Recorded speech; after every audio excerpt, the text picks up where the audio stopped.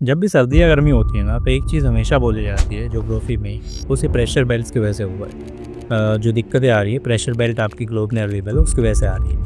लेकिन तुमने चीज़ें देखी है कि प्रेशर बेल्ट्स आखिर होती क्या है। 7 टाइप की प्रेशर बेल्ट्स होते हैं ग्लोब में, ओरिजन के बेसिस पे जो आपका डिवाइड होता है प्रेशर आपकी 2 ब्रॉड कैटेगरीज में। सबसे पहले आपका थर्मली इंड्यूस प्रेशर बेल्ट आती है, जो आपके इक्वेटोरियल लो प्रेशर बेल्ट के ऊपर होती है, और पोलर हाई प्रेशर बेल्ट होती हैं दोनों। फिर आपके आती है डायनामिकली इंड्यूस प्रेशर बेल्ट, इसमें आपकी सब ट्रॉपिकल हाई प्रेशर बेल्ट्स होती हैं और सब पोलर लोअर प्रेशर पे आप ये काम करते हैं। जो डिस्ट्रीब्यूशन आपका एटमॉस्फेयर प्रेशर का सी लेवल पे काम करता है 7 परमानेंट प्रेशर बेल्ट्स के ऊपर।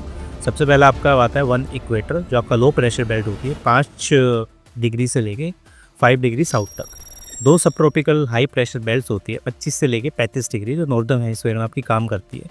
2 सब पोलर लो प्रेशर बेल्ट्स होती है 60 से लेके 65 नॉर्दर्न हेमिस्फीयर, और 2 पोलर आपकी हाई प्रेशर बेल्ट होती है जो इसी में काम करती है।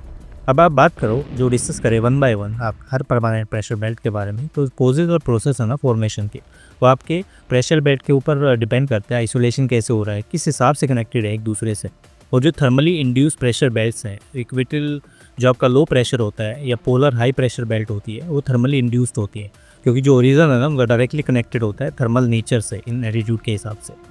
अब जो थर्मली इंड्यूस हमने प्रेशर बेल्ट बोले इक्वेटियल लो के हिसाब से काम करते हैं। बेसिकली होता क्या है, 5 डिग्री नॉर्थ से साउथ लैटिट्यूड पे इंटेंस हीटिंग में काम करती है, और जो जोन है कोई सेटिस्फैक्ट्री नहीं है, क्योंकि यहाँ पे क्या है सीजनल शिफ्ट होता है। आपका बेल्ट था नॉर्थवर्ड की तरफ जो समर्स में आपका काम करता है, और साउथवर्ड में विंटर्स में काम करता है। और यही नॉर्दर्न समर में जो बेल्ट है आपके एक्सटेंड होते हैं 20 नॉटिकल माइल तक अफ्रीका में, और जो north of tropic of cancer है एशिया में, जो आपका डिपेंड करता है आपके साउदर्न समर्स के हिसाब से जो यहाँ पे देखा जाता है।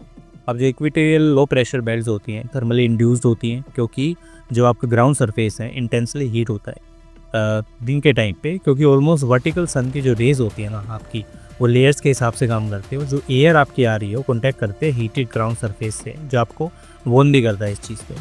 जो आपकी वार्म एयर है वो एक्सपेंड करती है, और जो लाइट है आपकी या कॉन्सिक्वेंटली राइजेज हैं वो अपवर्ड करता है आपके लो प्रेशर्स के हिसाब से। ये सारी चीज़ें होगी।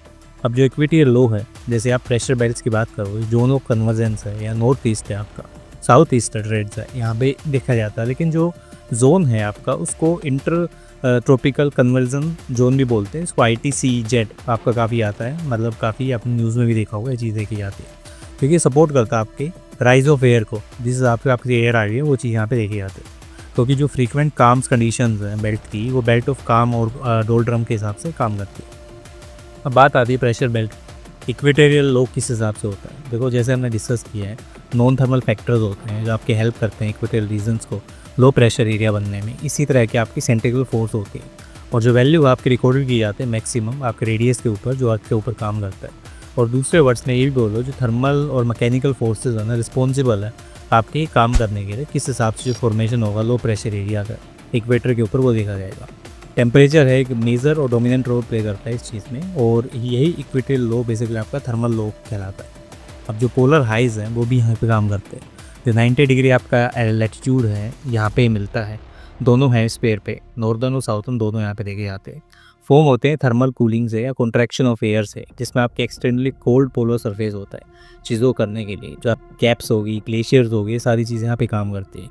हाई प्रेशर कोएग्जिस्ट करता है लो टेम्परेचर के साथ साथ, लेकिन ये दिक्कतें नहीं है यहाँ पे, क्योंकि जो एयर कॉलम है वो सब्सिडाइज भी करता है। और इसी हिसाब से आपका ये देखा जाता है कि बहुत सी थर्मल हाई है या तो टेम्परेचर आपका डोमिनेंट रोल प्ले कर रहा है, नहीं वो चीज़ है।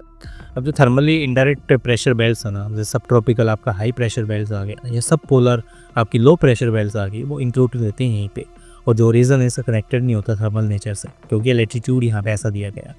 अब जो सब ट्रॉपिकल हाइज हैं आपके 25 से 35 डिग्री लैटिट्यूड पर मिलते हैं दोनों हेमिस्फीयर्स में, नॉर्दर्न और साउथ। और इसी हिसाब से जो विंड आपकी राइज करते हैं इक्वेटर से, और जो टॉप ऑफ द ट्रोपोस्फियर है वहाँ पे 2 पार्ट में जाके बढ़ जाती है। एक पार्ट होता है आपका नॉर्दर्न की तरफ, दूसरा होता है साउदर्न की तरफ, और ये ट्रैवल करती है 25 डिग्री से 35 डिग्री। और सबसे